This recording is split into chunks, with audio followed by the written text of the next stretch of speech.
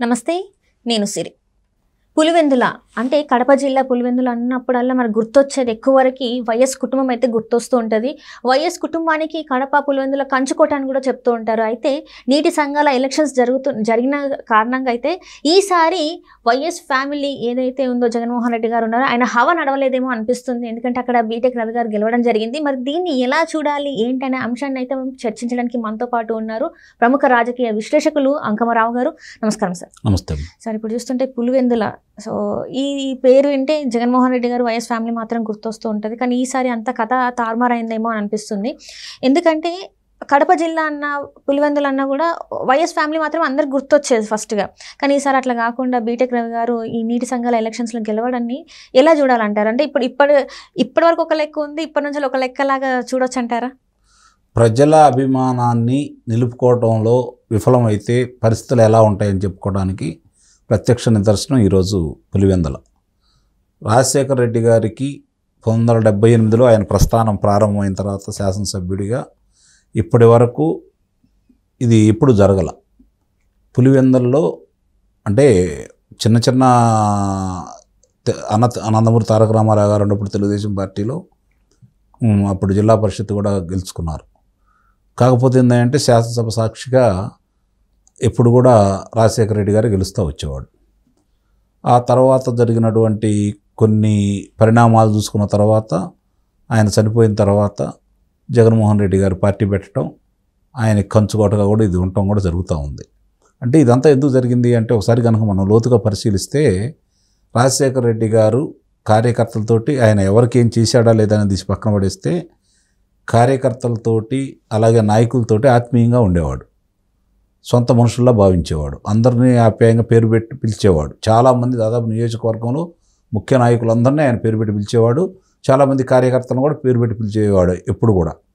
ఇక్కడే కాకుండా ఆయన హైదరాబాద్లో ఉన్నా కూడా వీళ్ళు వెళ్తే ప్రత్యేకంగా వాళ్ళతో సమావేశం అయ్యేవాడు, మాటామంతి జరిపేవాడు.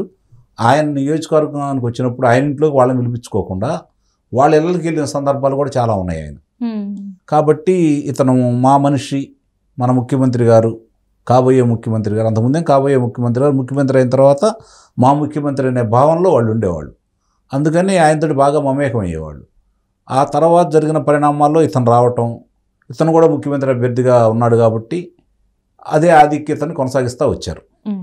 ఇక్కడ తెలుగుదేశం పార్టీ అప్పుడు కాంగ్రెస్ రాజశేఖర రెడ్డి గారిని చూసుకుంటా ఉంటే 1-2 సందర్భాలు తప్ప కడప జిల్లాలో రాజశేఖర రెడ్డి గారు, చంద్రబాబు గారు అనే సమయంలో ఎప్పుడు కూడా ఆధిపత్యం రాజశేఖర రెడ్డి గారిదే ఉంటా ఉండేది. 2014లో అధికారానికి వచ్చిన తెలుగుదేశం పార్టీ కడపలో ఏం చేయలేకపోయారు. అంటే ఇవన్నీ దృష్టి పెట్టుకుంటా అంటే వాళ్ళ కంచుకోట లాంటిది ఈ కడప. దాన్ని ఇప్పుడు రాజశేఖర రెడ్డి గారు అబ్బాయి గారు కొనసాగించలేకపోయారు అనేది మాత్రం వాస్తవం. అందువల్ల ఇప్పుడు ఈ పరిస్థితి. ఎందుకంటే ఆయన ముఖ్యమంత్రి అయ్యాడు. ముఖ్యమంత్రి కావడం కోసం ఆ జిల్లా 10కి 10 ఇచ్చేసింది 2019లో. మరి ఆ జిల్లాని ఆయన అంత నిర్లక్ష్యం చేశాడంటానికి 2024లో జరిగిన ఎన్నికలు తార్కాణం. అంటే రాష్ట్ర వ్యాప్తంగా అంతా అతని పాలనకు వ్యతిరేకంగా తీర్పిచ్చారు. అయినా సరే సొంత జిల్లాలో ఇవ్వడం మాత్రం కొంచెం విచిత్రం. ఆ పరిస్థితి ఇంతకుముందు రాజశేఖర రెడ్డి గారు ఎప్పుడు ఎదుర్కోవాలి. జగన్మోహన్ రెడ్డి గారికి ఆ పరిస్థితి ఎదురైంది. ఇది ఆయన చేతులారా చేసుకుందే తప్ప ఇది ఎవరిని బాధ్యులు చేయాల్సిన అవసరం అయితే లేదు. మరి ఇంత జరిగిన తర్వాత కూడా ఇప్పుడు అధికారం కోల్పోయిన తర్వాత కూడా ఎందుకు కోల్పోయాము, అధికారం పోవడానికి కారణాలు ఏంటి, ఎక్కడ లోపాలు ఉన్నాయనే దాని గురించి చర్చించుకోకుండా ఇంకా ఆయన ఒంటెదురు పోగటం ప్రజలకు నచ్చలేదు. 2014 నుంచి 2019 వరకు తెలుగుదేశం పార్టీ ఇదే పులివెందుల నియోజకవర్గానికి నీళ్లు అందజేసింది. అక్కడ చీనీ చెట్లకు సంబంధించినటువంటి రైతులు వాళ్ళ ప్రాబల్యం ఎక్కువగా ఉంటుంది. వాళ్ళ ప్రధాన ఆదాయ వనరులు ఆ చెట్లే. మరి అలాంటి వాళ్ళని నిర్లక్ష్యం చేయటం అనేది వాళ్ళు జీర్ణించుకోలేని అంశం. ఎప్పుడూ లేని గతంలోనే చూసాం. ఎన్నికల ముందు కూడా మహిళలు కూడా బయటికి రావడం కూడా జరిగింది.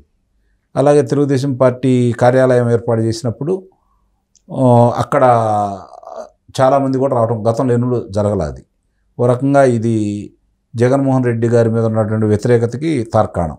దాన్ని అందిపుచ్చుకున్నాడు బీటెక్ రవి. అక్కడ అంటే విజయం అయితే సాధించలేకపోయాడు, కానీ పరిణామాల్లో కొంచెం పుంజుకున్నట్టే మనం లెక్కేసుకోవాలి. ఎందుకంటే ఆధిపత్యాన్ని తగ్గించాడు. ఇంకొంచెం శ్రమ పడితే ఇంకొంచెం ఎక్కువ ఆధిపత్యాన్ని తగ్గించుకోవడానికి అవకాశం కూడా ఉండేది. కడప పార్లమెంట్ కూడా గెలిచే అవకాశం ఉంది. అది చేజేతులారా తెలుగుదేశం పార్టీ కూటమి పోగొట్టుకుందని అయితే నేను చెప్పగలను. ఈ పరిస్థితుల్లో ఇప్పుడు రైతుల్లో వ్యతిరేకత స్పష్టంగా కనపడుతుంది. ఇది నీటి సంఘాలు కాబట్టి ఇదే ఒరవడి ఇంకా కొనసాగుతుంది. అంటే అధికారం చేతిలో ఉంటే విర్రవేయకూడదు, ప్రజల్ని అందరినీ కూడా మనం కలుపుకుపోతేనే ఎప్పుడైనా విజయం అనేది శాశ్వతంగా నిలబడుతుంది. ప్రజల్ని నిర్లక్ష్యం చేస్తే, శ్రేణులను నిర్లక్ష్యం చేస్తే ఎలా ఉంటుంది అనేది 151 స్థానాలు మీకు ఆంధ్ర రాష్ట్ర చరిత్రలో ఎప్పుడు లేని విధంగా ప్రజలు నీకు ఇచ్చిన తర్వాత నువ్వు ఎంత నిర్లక్ష్యం చేస్తే, ప్రజలు ఎంత బాధపడితే ఈ ఫలితాలు వచ్చినాయో ఒకసారి ఆలోచించుకోవాలి. ఇప్పుడు నిన్న చూస్తున్న ఉదంతం ఇంకోటి ఏంటంటే, ఒక రకంగా చూస్తే ఏకగ్రీవాలు కడపలో కావటం, అందుట్లో పులివెందుల్లో, కడప జిల్లా మొత్తం కావటం, అందుట్లో పులివెందుల్లో కూడా అలా కావటం అంటే ఒకసారి వాళ్ళు ఇరికి తిరిగి ఆలోచించుకోవాల్సిన పరిస్థితి అయితే స్పష్టంగా కనపడతా ఉంది. అంటే ఇప్పుడు చూస్తున్నట్టయితే చాలా మంది రాజీనామాలు కూడా చేసేసి వెళ్ళిపోతున్నారు సార్. సరే, అది రాజకీయంగా అధికార పార్టీ ఉన్నప్పుడు ఇప్పుడున్న గతంలో వాళ్ళు చేసిన దానికి ఆ కేసులు భయం కొద్దీ కొంతమంది కావచ్చు, లేకపోతే జగన్మోహన్ రెడ్డి రాడు అని చెప్పని కొంతమంది కావచ్చు, ఆ విధంగా వెళ్తున్నారు. అది రాజకీయంలో సహజం. ఈరోజు సిద్ధాంతాలు లేవు కాబట్టి, అధికారమే పరమావిధి కాబట్టి ఎవరు అధికార పార్టీ ఉంటే వాళ్ళు వెళ్ళిపోతా ఉంటారు. మరి ఇప్పుడు ఇంతగానో మరి ఓటమిని అయితే చూస్తున్నారు కాబట్టి మరి జగన్మోహన్ రెడ్డి గారి ఆలోచనలు ఎలా ఉండబోతున్నాయి అంటారు సార్? ఎందుకంటే ఇప్పుడు జమిలీ ఎలక్షన్స్ అని చెప్పేసి ఒక అంటే కేంద్ర ప్రభుత్వం కూడా, కేంద్ర మంత్రులు అయితే ఆమోదం వ్యక్తం చేశారు, మరి ఒక కీలక నిర్ణయం తీసుకున్నారు. మరి 2029లో ఒకవేళ ఎలక్షన్స్ వస్తాయని చెప్పేసి ఇంకా జగన్మోహన్ రెడ్డి గారు ఫస్ట్ నుంచి అదే మాట్లాడుతున్నారు కాబట్టి ఇప్పుడు ఈ వీళ్ళు కూడా ఇలా మాట్లాడడం కాబట్టి దాని మీద ఆశలు పెట్టుకునే అవకాశం ఉందంటారా? మరి అంటే ఆయన ఉద్దేశం 2026 కానీ 2027 కానీ జమిలీ ఎన్నికల సందర్భంగా ఇక్కడ కూడా ఎన్నికలు జరుగుతాయి అని చెప్పని భావిస్తున్నాడు. అంతా జరిగితే ఇక్కడే ఆపడం ఎవరి వల్ల కాదు. ఎందుకంటే కేంద్రం ఒక నిర్ణయం తీసుకున్న తర్వాత వాళ్ళు కాదని చంద్రబాబు నాయుడు గారు కూడా చెప్పాడు కదా, మేము ఎన్డీఏ తోటే ఉన్నాం, జమిలీ ఎన్నికలు సిద్ధం అని చెప్పని. ఈయన కోరుకున్నట్టు 2029 జరిగితేనే ఆయన ఆశ. కాదని వాళ్ళు ముందు వస్తారంటే ఈయన అడ్డుపడలేరు కదా. కాబట్టి ఆయన జమిలీ మీద ఆశలు పెట్టుకున్నాడు. ఆ జమిలీ ఎన్నికలకు సందర్భించి ఆయన ఆశ పెట్టుకున్నాడు, కానీ దాని విధంగా కార్యాచరణ అయితే లేదు కదా.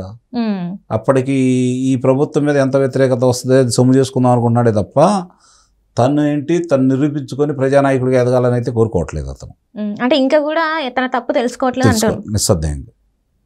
మరి ఎలా ఉంటుంది ఇప్పుడు ముందు మరి ఈ రెండు పార్టీల మధ్య ఎలా ఉండబోతుంది అంటే ఈ కూటమి తీసుకునే చర్యల్లో వాళ్ళ భవిష్యత్తు ఆధారపడి ఉంది.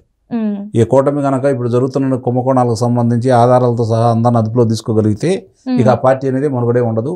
ఆ పార్టీ శాశ్వతంగా ముసుగుపోతుంది. అంటే ఇప్పుడైతే ప్రజల్లో అయితే ఒకటి ఇంకా జగన్మోహన్ రెడ్డి కావాలి అనే కోరికలో జనం లేరు కానీ చెప్తున్నారు కదా 40% నాకు 40% తెలియక ఓట్లు వేశారు. తెలిసిన తర్వాత ఒక 20% పోతారు. ఇంకా అంటే పోతారంటారా? అందుట్లో ఎవరు మిగిలిన పరిస్థితి అయితే లేదు. అంటే ఈ 40% కూడా ఇప్పుడు ఒకవేళ సడన్ గా జమిలీ ఎలక్షన్స్ అనేది 2 సంవత్సరాల తర్వాత పెట్టినా కూడా 5 సంవత్సరాలు అతను పరిపాలన చూశారు కాబట్టి మళ్ళీ అతను రావాలని మాత్రం ఎవరు కోరుకోరు, ఆ విధంగా ముందుకెళ్ళరు. అంతేనా? ఇక్కడతోనే అంతమైపోయిందంటారా మరి? నిస్సందేహంగా. Right sir, right. Thank you so much sir.